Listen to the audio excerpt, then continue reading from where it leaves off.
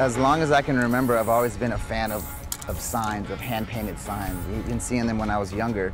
And then once I got into graffiti, I think that just opened up my eyes to it even more. I was able to take typography and fonts and enlarge them and use them and bend them and twist them around and create, new letters from those original shapes. So it's definitely a big base of my graffiti and street art.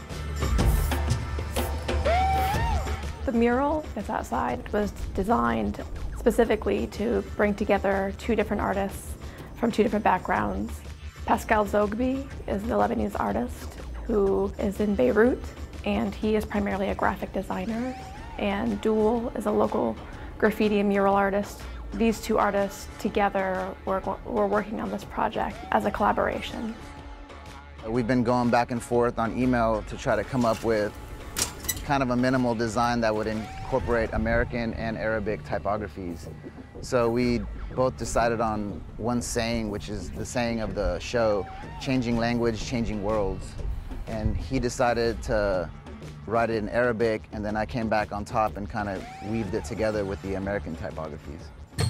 Graffiti in general can be traced back to the caves of Lascaux, and there's a long history and tradition of writing on walls. What's so fascinating about the Middle Eastern tradition is that Arabic graffiti is so heavily based in its calligraphic traditions. Pascal Zoghbi wrote in a calligraphic style that's based on the Kufic style, and DUAL is responding and translating that message into English.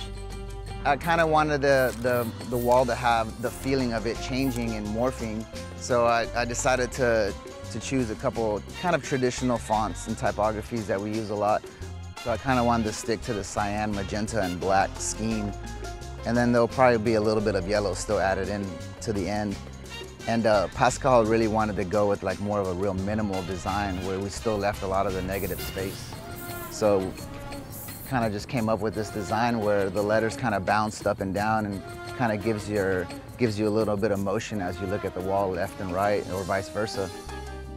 The way in which writing is displayed has a great impact on culture and identities, and there's a historical lineage and precedence about why certain styles and fonts have been used and created or suppressed.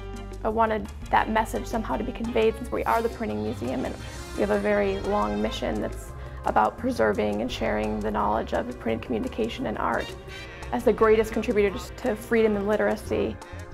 Just like a wall that we have that was empty outside can often be a barrier, it could also be a means of opening up communication and breaking down walls.